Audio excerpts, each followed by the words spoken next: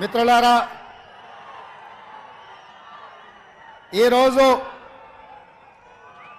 రాజీవ్ గాంధీ ప్రాంగణంలో కాంగ్రెస్ పార్టీ జాతీయ మాజీ అధ్యక్షుడు, మన అభిమాన నాయకుడు శ్రీ రాహుల్ గాంధీ గారు అఖిల భారత కాంగ్రెస్ పార్టీ జాతీయ ఎన్నికల మేనిఫెస్టోను ఈ తెలంగాణ గడ్డ మీద నుంచి విడుదల చేసి, ఏ గడ్డ మీద నుంచి అయితే సెప్టెంబర్ 17 నాడు శ్రీమతి సోనియా గాంధీ గారు తెలంగాణకు 6 గ్యారెంటీలు ఇచ్చి ఈ తెలంగాణ రాష్ట్రంలో 3 రంగుల జెండాను రెపరెపలాడించిందో, అదే గడ్డ మీద నుంచి మన అభిమాన నాయకుడు శ్రీ రాహుల్ గాంధీ గారు ఈ జాతికి 5 గ్యారెంటీలను అంకితం చేయడం ద్వారా జూన్ 4 తారీఖు నాడు రాబోయే ఎన్నికల ఫలితాలలో ఇండియా కూటమిని గెలిపించి జూన్ 9 తారీఖు నాడు ఢిల్లీలో ఎర్రకోట మీద మువ్వన్నెల జెండా ఎగరేయడానికి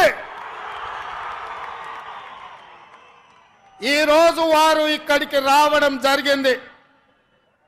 మిత్రులారా, ఉత్తర తెలంగాణ నుంచి గోదావరి నది, దక్షిణ తెలంగాణ నుంచి కృష్ణా నది పోటెత్తి తుక్కుగూడలో సునామీని సృష్టిస్తే ఎట్లా ఉంటుందో, వందలు వేలు లక్షలలో కాంగ్రెస్ పార్టీ కార్యకర్తలు రాజీవ్ గాంధీ ప్రాంగణం తుక్కుగూడలో కదము తొక్కితే ఆనాడు బీఆర్ఎస్ ను తుక్కుగా ఎట్లా తొక్కిండ్రో మళ్ళీ ఈరోజు అదే ఉత్సాహంతో, అదే ఊపుతో, అదే పట్టుదలతో ఈ తుక్కుగూడ నుంచి భారతీయ జనతా పార్టీని తుక్కు తొక్కడానికి కదం తొక్కినందుకు మీకందరికీ మనస్ఫూర్తిగా హృదయపూర్వకంగా నమస్కారాలు తెలియజేస్తున్న మిత్రులారా, 7 అంతస్తుల మేడ బలంగా ఉండాలి అంటే పునాదులు బలంగా ఉండాలి. తెలంగాణ రాష్ట్రమే కాదు, దేశ రాజకీయాలలో కాంగ్రెస్ పార్టీ అధికారంలోకి రావాలి అంటే కార్యకర్తల పునాదులు బలంగా ఉండాలి.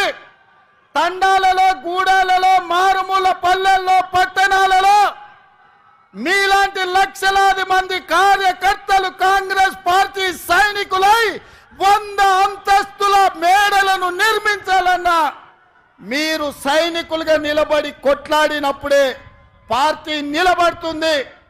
ఎన్ని కష్టాలు వచ్చినా, ఎన్ని నష్టాలు వచ్చినా, ఎన్ని కేసులు పెట్టినా, ఎంతమంది జైల్లో పెట్టినా మీ రక్తాన్ని చెమటగా మార్చి మీ ఊపిరినైనా వదిలిండ్రు కానీ ఈ మువ్వన్నెల జెండా వదలలేదు.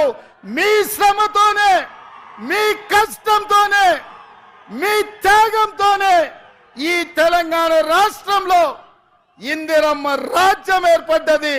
ఇందిరమ్మ రాజ్యంలో సోనియమ్మ ఇచ్చిన సంక్షేమాలు 6 గ్యారెంటీలను ఇవాళ మనం అమలు చేస్తున్నాం. సోదరులారా, ఇవాళ మిత్రులారా, ఈ తెలంగాణ స్ఫూర్తితో, ఈ వైబ్రెంట్ తెలంగాణ నినాదంతో జాతీయ స్థాయిలో నరేంద్ర మోడీ గారు ఏదైతే గుజరాత్ మోడల్ అంటుండో, గుజరాత్ మోడల్ మీద వైబ్రెంట్ తెలంగాణ ఆధిపత్యాన్ని చూపిస్తుంది, అభివృద్ధి పదం వైపు ఈ దేశాన్ని నడిపిస్తుందని ఈ సందర్భంగా సవినయంగా తెలియజేస్తున్న మిత్రులారా, ఇవాళ ఆలోచన చేయండి. భారతీయ జనతా పార్టీ వాళ్ళు మాకు అవకాశం ఇవ్వండి అంటారు. నేను అడుగుతున్న భారతీయ జనతా పార్టీ నాయకులను, 10 సంవత్సరాల నుంచి మీ పార్టీ, మీ నాయకుడు నరేంద్ర మోడీ గారి దేశంలో ప్రధానమంత్రిగా ఉన్నాడు. నిరుద్యోగ యువకులకు ప్రతి సంవత్సరం 2 కోట్ల ఉద్యోగాలు ఇస్తా అన్నారు. 10 ఏళ్లలో 20 కోట్ల ఉద్యోగాలు ఇవ్వాలి. మరి ఇవాళ నేను అడుగుతున్న సిగ్గులేని కిషన్ రెడ్డిని పార్లమెంటులోనే ప్రశ్న అడిగితే 7,21,000 ఉద్యోగాలు మాత్రమే ఇచ్చినామని భారత ప్రధానమంత్రి నరేంద్ర మోడీ గారు సమాధానం ఇచ్చారు. 20 కోట్ల ఉద్యోగాలు ఇస్తానే 7 లక్షల ఉద్యోగాలు ఇచ్చినందుకు ఇవాళ నరేంద్ర మోడీకి ఓటేయాలనా నేను అడుగుతున్నా. రైతుల ఆదాయాన్ని 2 చేస్తామని మాట ఇచ్చిన మీరు వేలాది లక్షలాది మంది రైతులు ఢిల్లీ సరిహద్దుల్లో రైతు వ్యతిరేక నల్ల చట్టాలను తెస్తే 16 నెలలు సైనికులాగా పోరాటం చేసి 750 మంది రైతులు అమరులైతే కనీసం ఆ రైతులను పరామర్శించలేదు, ఆ కుటుంబాలను ఆదుకోలేదు.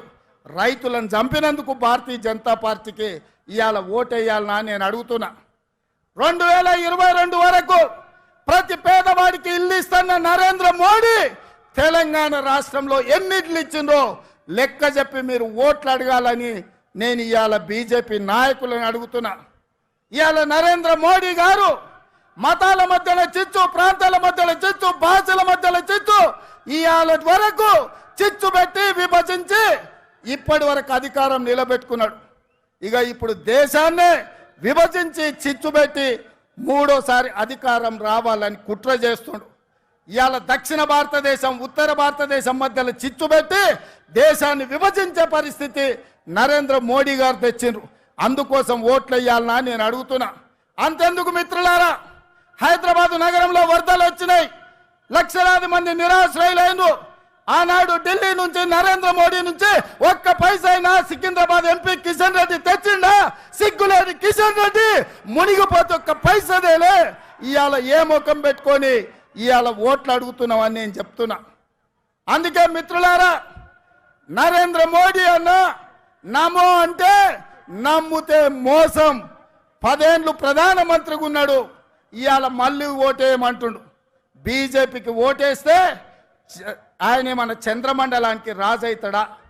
10 ఏళ్ళు ప్రధానమంత్రిగా ఉండి పాలమూరు రంగారెడ్డి ఎత్తిపోతల జాతీయ ప్రాజెక్ట్ ఇవ్వలే, ఐటీఐఆర్ కారిడార్ ఇవ్వలే, విశాఖ మనకు బయ్యారం ఉక్కు కర్మాగారం ఇవ్వలే, రైల్వే కోచ్ ఫ్యాక్టరీ ఇవ్వలే, గిరిజన యూనివర్సిటీ నిన్నగాక మన్నిచ్చిండు. 10 ఏళ్ళు అయింది. రాష్ట్ర పునర్విభజన చట్టంలో కాంగ్రెస్ పార్టీ ఇచ్చిన హామీలు ఏవి అమలు చేయలే. 7 మండలాలను ఆంధ్రప్రదేశ్కు తాకట్టు పెట్టిండు. అందుకే మిత్రులారా, నరేంద్ర మోడీ భారతీయ జనతా పార్టీని ఏ విధంగా అయితే బీఆర్ఎస్ ను బొంద పెట్టిండ్రో బీజేపీని కూడా బొంద పెట్టే వరకు మనము నిద్రపోవద్దు. ఇదే పట్టుదలతోని, ఇదే పోరాట స్ఫూర్తితోని బీజేపీని ఓడించాలి. ఇక నిన్నమన్నా ఆ మధ్యలన్నీ కుక్కలు మొరిగినాయి. నిన్నమన్న ఒక నక్క బయలుదేరింది, మొన్న సూర్యాపేటకు పోయింది, నిన్న కరీంనగర్ పోయింది. ఆయన అంటుండు నన్ను ఏం బిక్తారు మీరని. మొన్న మాట్లాడింది మీరు చూసి ఉంటారు, కేసీఆర్ గారు మాట్లాడింది, నా ఎంటిక కూడా బీకలేరని మాజీ ముఖ్యమంత్రిగా మాట్లాడిండు. ఇది మాజీ ముఖ్యమంత్రి మాట్లాడే భాషనేనా?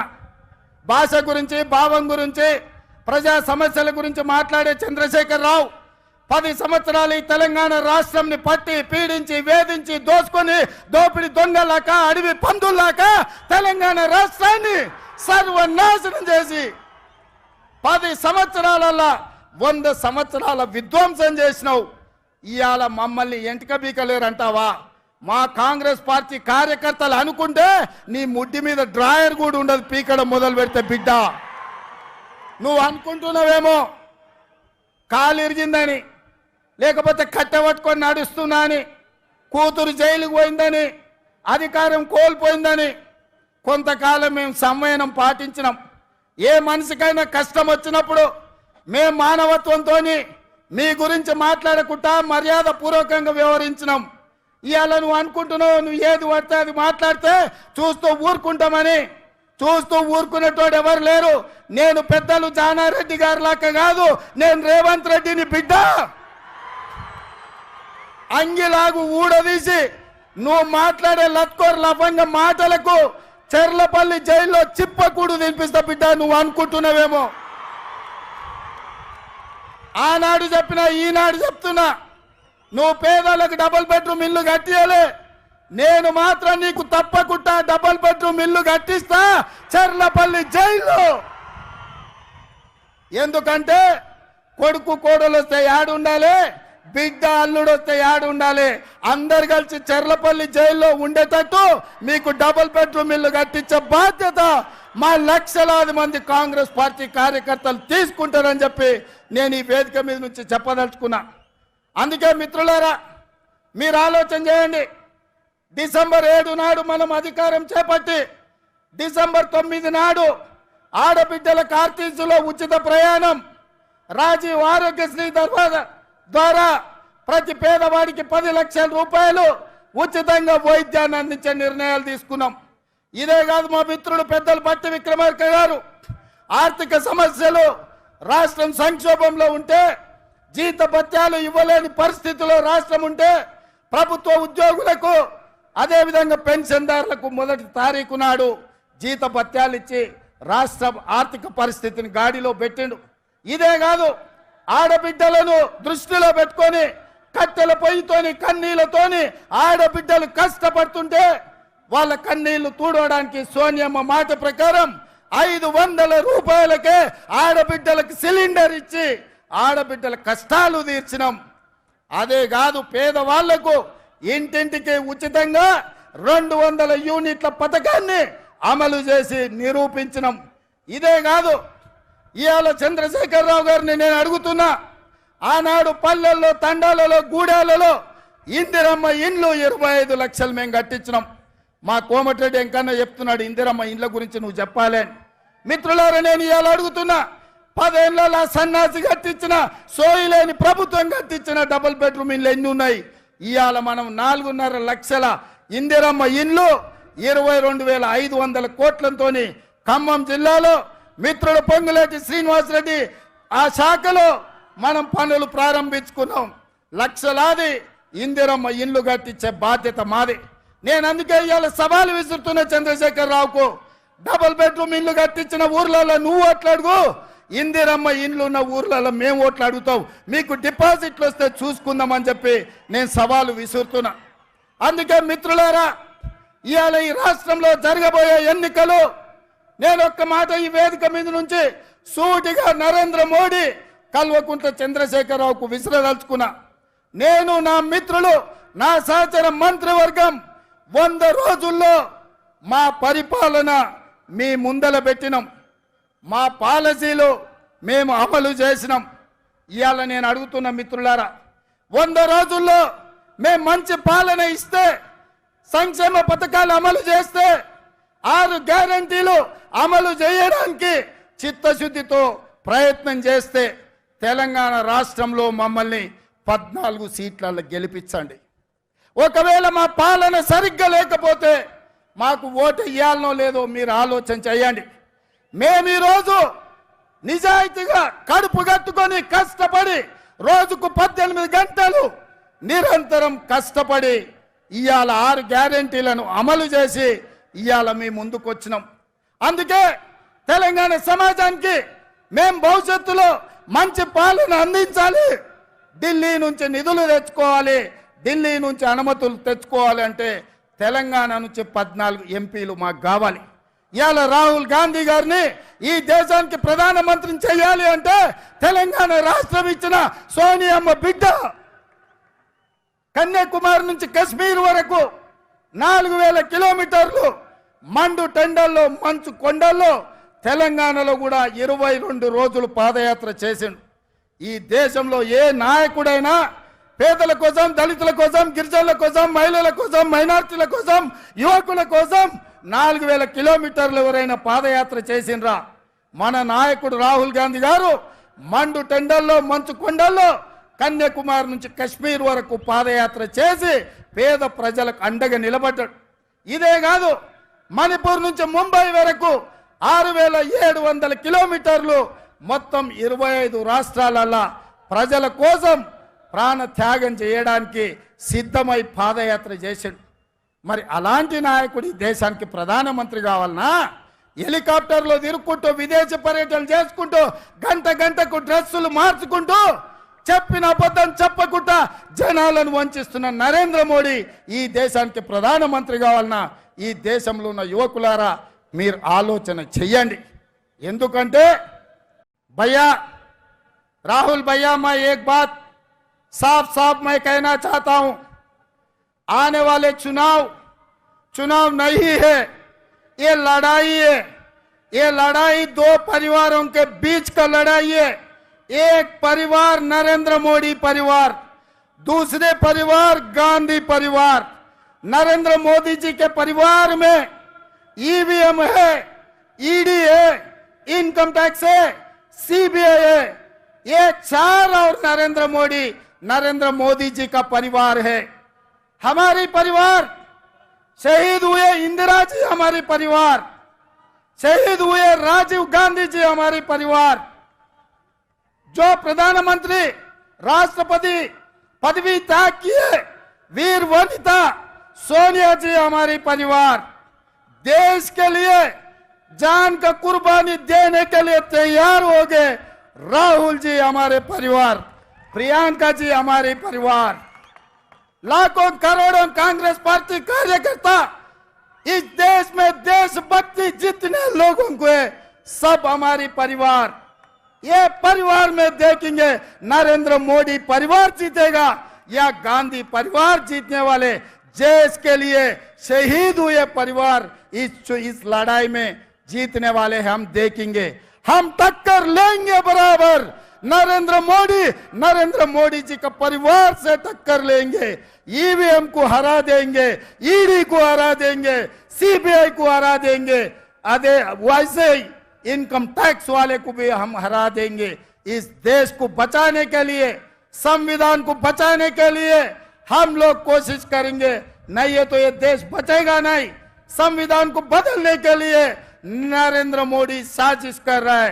ये रोकने के लिए आपके साथ पूरा तेलंगाना खड़े रहकर आपके मदद में हम रहेंगे।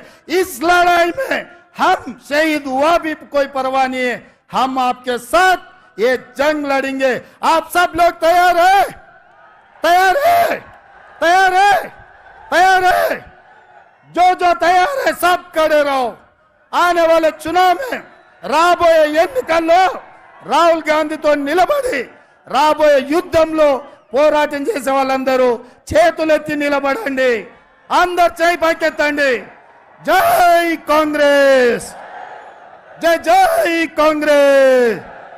హస్తం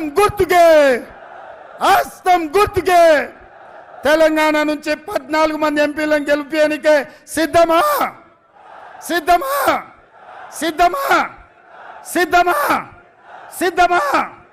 జై కాంగ్రెస్, జై కాంగ్రెస్. ధన్యవాదాలు మిత్రులారా. అందరు జాగ్రత్తగా వెళ్ళండి, జాగ్రత్తగా చూసుకొని వెళ్ళండి.